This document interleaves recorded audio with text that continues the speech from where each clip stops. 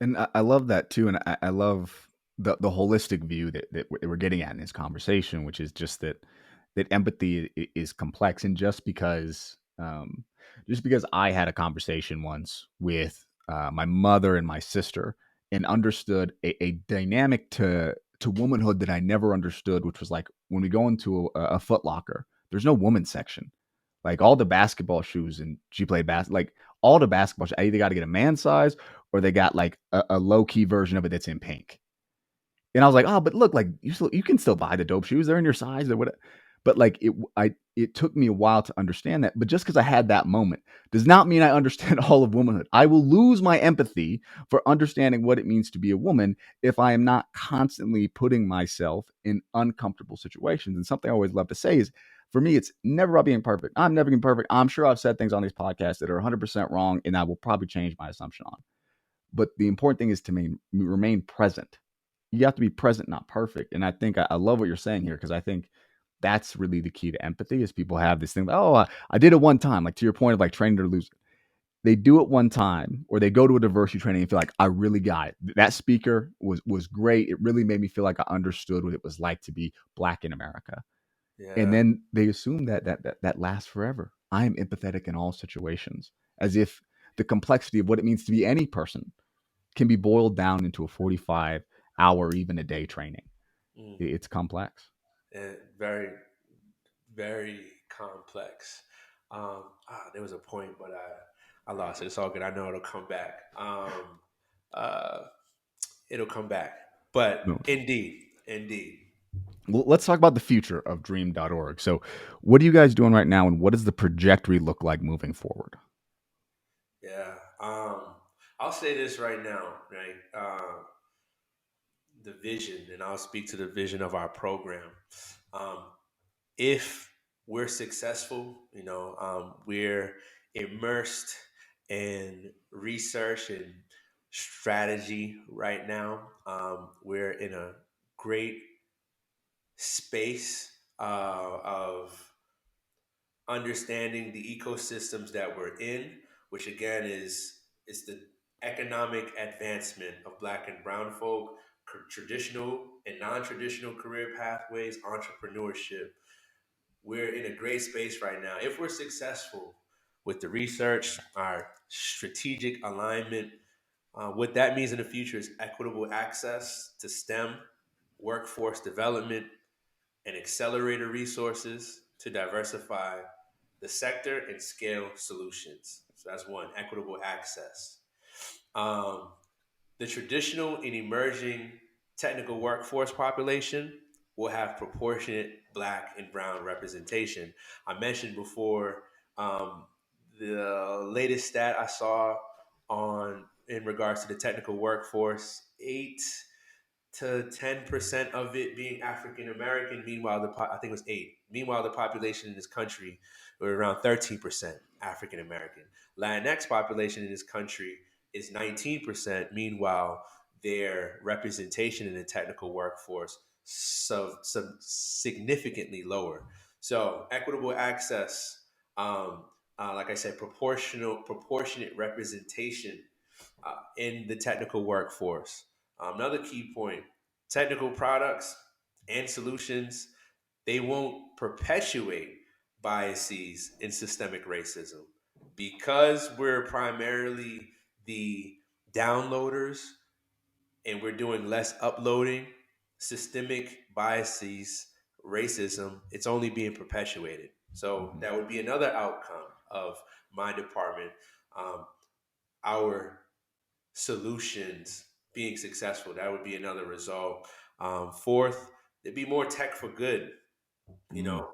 As a result of empowering diverse talent with lived experiences from communities like the community I spoke of earlier, the result would be that the resources or the solutions that are created from that point forward, more of them are going to, uh, uh, again, um, be good solutions for the community. And then lastly, equitable access to entrepreneurial capital.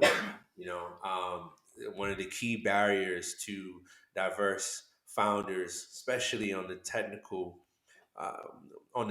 side, uh, is capital, access to capital, access to investment readiness trainings, social networks. Like if we're successful, there'll be equitable access to entrepreneurial capital and investments, Yeah. which will ensure an equitable transition moving forward.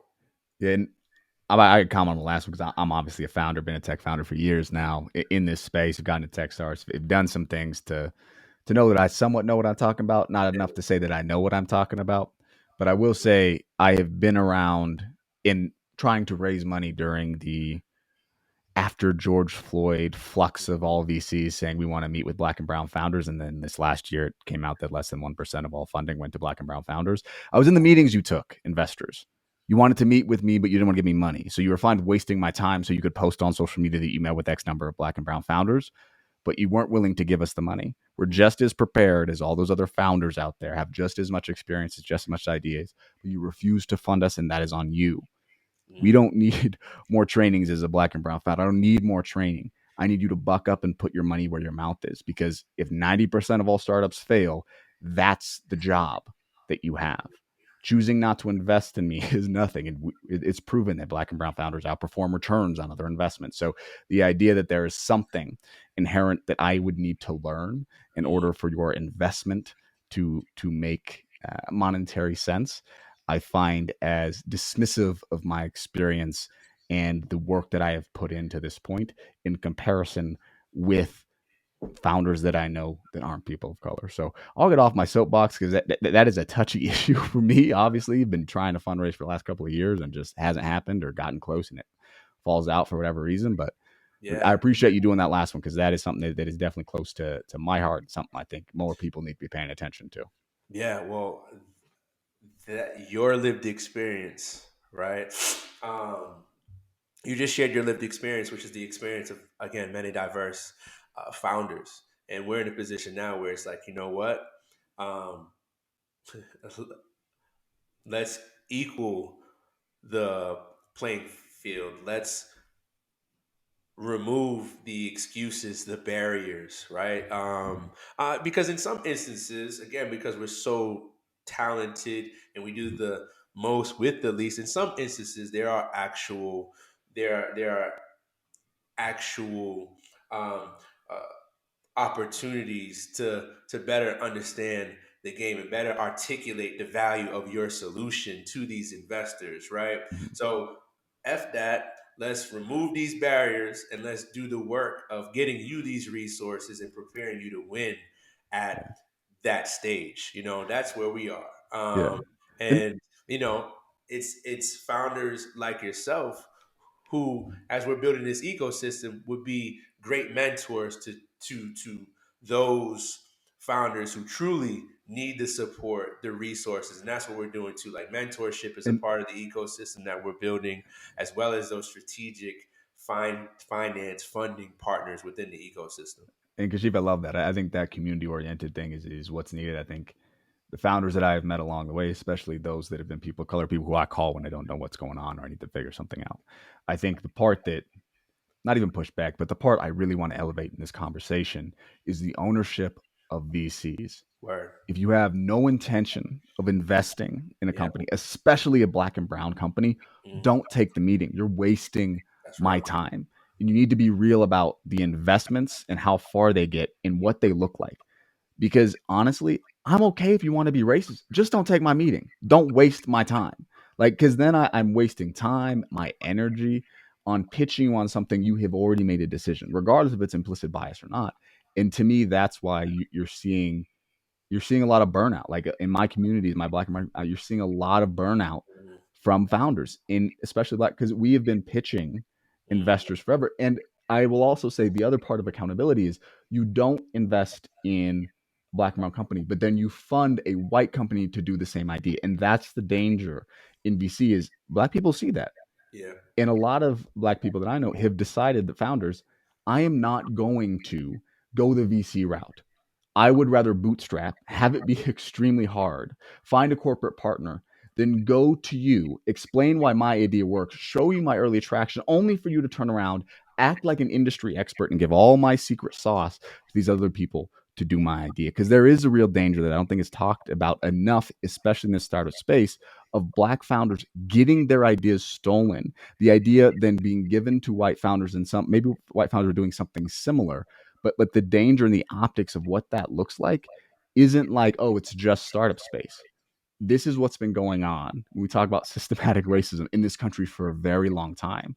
So Yeah. you, as an investor who wants to invest in this community, need to understand the precedent you're setting. And if a founder is sharing too much of that secret sauce that makes their company, you need to stop them. You can't just let them tell you that, because this is the danger, that you're creating a precedent that will drastically affect not only the current standing of systematic racism, but indenture the current structures that exist.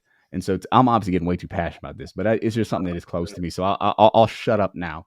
But any comments on that before we move to the outro here? Yeah, no, no, I mean, I think, and that's also why, right? So we're talking about um, VC funding, but there are other funding vehicles, right? And I'm Mm, glad that you named corporate partnership or corporate funding, which is one of uh, the events we're working really hard to stand up right now, which is a supplier diversity event, right? Connecting, mhm. I spoke about connecting community opportunity, connecting diverse tech founders to corporations. But then also on the other side, as I spoke again about all that money that's been authorized. And there's a lot of people talking the talk right now. It's entities like us that ensure that folk walk the walk as well. And I'm Mhm. having almost bi-weekly meetings right now with the DOE and leadership over there that's connecting me with other leaders and different funding vehicles. So this not just VC funding. There's literal, there's real access and real opportunity right now to access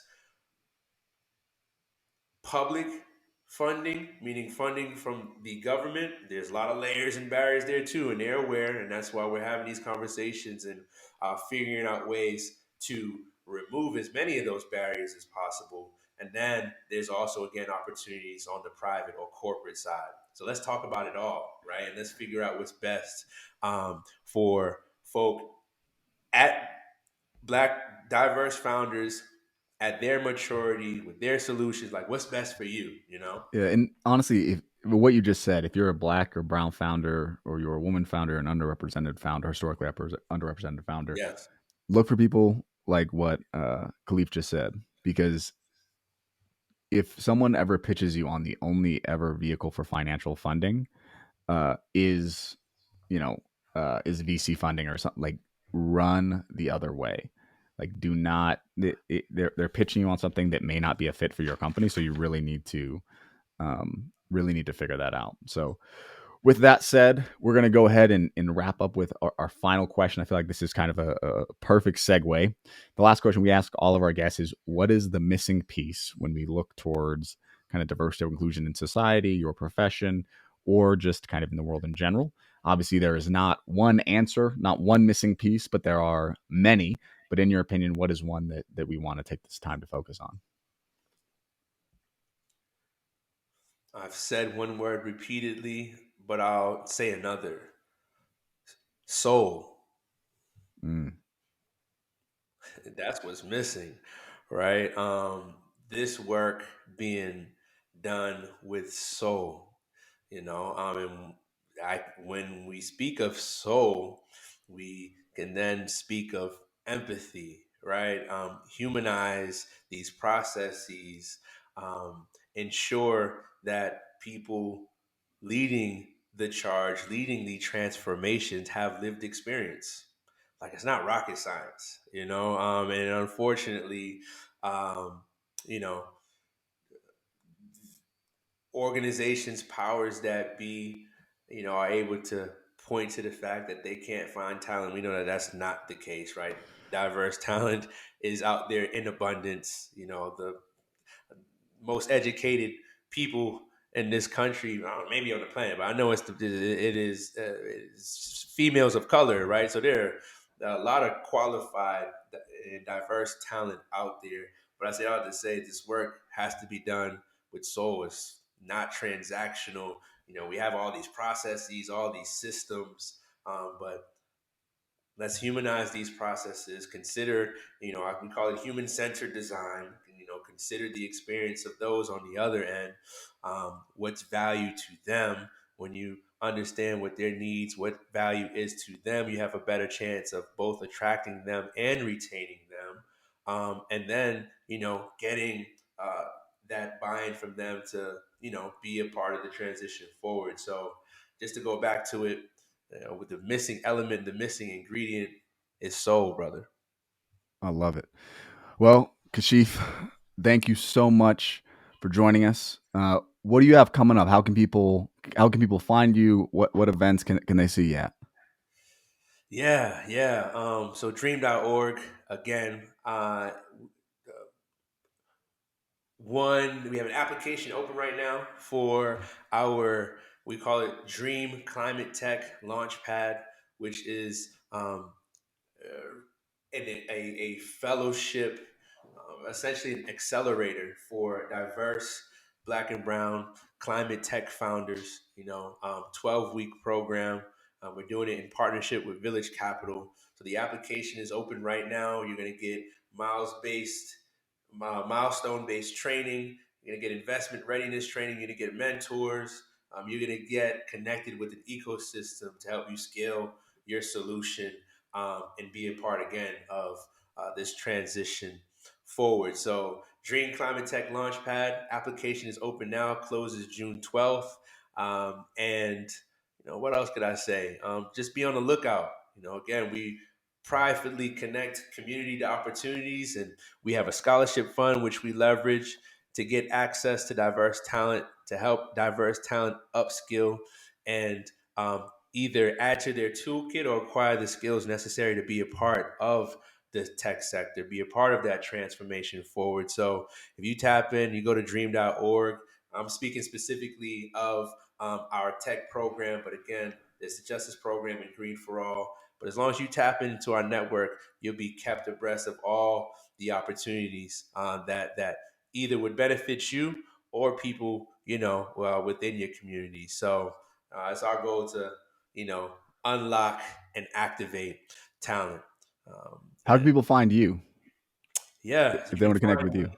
I'm on LinkedIn as my full government, Kasheef Wyzard. I'm on Instagram, Cashwiz, KASHWYZ. Um, yeah, those are the platforms, relevant Fantastic. platforms. Well, Gurjeev, I'm so sorry. I think I messed your name up earlier, but I apologize for that. But thank you so much for your understanding, and thank you to our listeners. This has been one of my favorite episodes by far. But we will catch you next time on Finding Diversity: The Missing Piece podcast. Thanks, everybody.